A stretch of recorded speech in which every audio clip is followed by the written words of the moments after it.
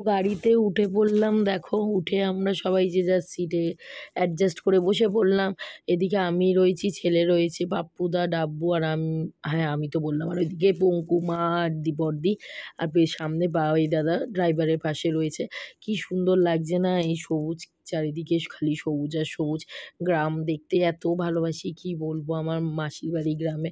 তবে এখন আর যাওয়াই নেই, যে দেখো কত বড় বড় ষাঁড় যাচ্ছে, আর আমরা এদিকে একটু গাড়িতে আমি ব্রেকফাস্ট করেছি।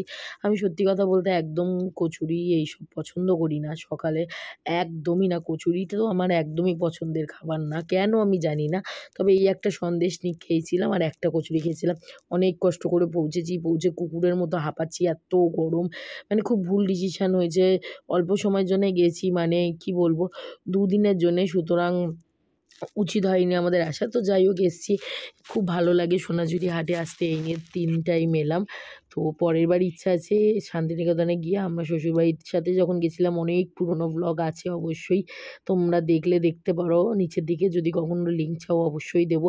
তো তখন তো ঘুরেছিলাম। আর এদিকে হলো শান্তিনিকেতনে দেখো, এই যে ভাঁড়ের মধ্যে দই আর রাবড়ি সাইকেলে করে যায়, এটা তো খেতেই হবে। আর দিদি সবাই জন্য আখের রস কিনেছে, আমার ছেলে খাবে না, সেই জন্য দিদি রেগে গেছে আর একটু বকেওছে ওকে, কেন এইসব খায় না। তো ওই দেখো ডাব্বুকে আমি এগিয়ে বারবার দিচ্ছি ওদের সাথে নাচার জন্য। ডাব্বু দূর থেকে দাঁড়িয়ে দাঁড়িয়ে নাচছিল, তো বললাম নাচো, সে তো নাচবে না। এই যে দেখো আমাদের অবস্থা দেখছো, বীভৎস ঘাম হয়েছে, খুব গরম লাগছে, খুব কষ্ট হচ্ছিল। তো আমরা ইউটিউব থেকে দেখেই নিয়েছি হলো সোনাঝুরির ভিতরে রামশ্যাম রেস্টুরেন্টে যাব। তো খুব ভালো লেগেছে রামশ্যামের খাবার দাবার। তো আজকের এই ভিডিওটাই আমাদের ট্যুরের শেষ ভিডিও।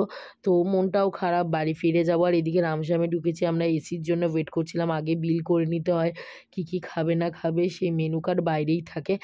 তো দেখো আমরা এসির সিটটা পাইনি বলে বসেছিলাম। হ্যাঁ, তো আমি একটু ওয়াশরুম গেছিলাম, তারপর আমরা সিট পেয়ে গেলাম। আমরা বসে বসে ওয়েট করছি আমাদের থালি আসার জন্যে। তো ফার্স্টেই হলো জলটা হলো, জল দিয়ে গেল আমাদের সবার জন্যে। জলটার জন্য কোনো এক্সট্রা পে মনে হয় করেনি, বা আগে নিয়ে নিয়েছে বিল, আমি সেইটা জানি না।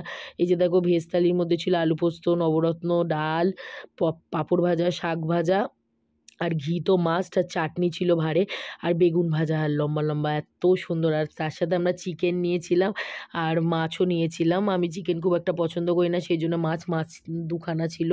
তো বড়দিদের ওখানে আলাদা ছিল, আমাদের এখানে আলাদা। আর আমি মাকে তখন বলছিলাম, মা একটু তুমি হাসো। এই যে দেখো আবার ওখান থেকে রামপুরহাট এলাম, এখান থেকে আমরা ট্রেনে করে এবার ফিরবো। আমরা খুব টায়ার্ড, কিন্তু এই বাচ্চাগুলো কেন টায়ার্ড হয় না আমরা জানি না। তো যাই হোক বাড়ি ফিরবো, বাড়ি আসার জন্যও একটা তাড়া হয়ে রয়েছে।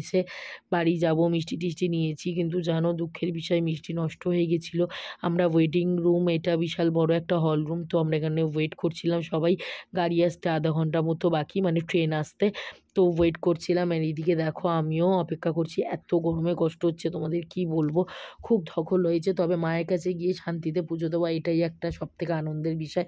আর এইদিকে দেখো ট্রেনে উঠে গেছি। ট্রেনটা রিজার্ভেশন করাই ছিল, তবে খুব ভিড় ছিল।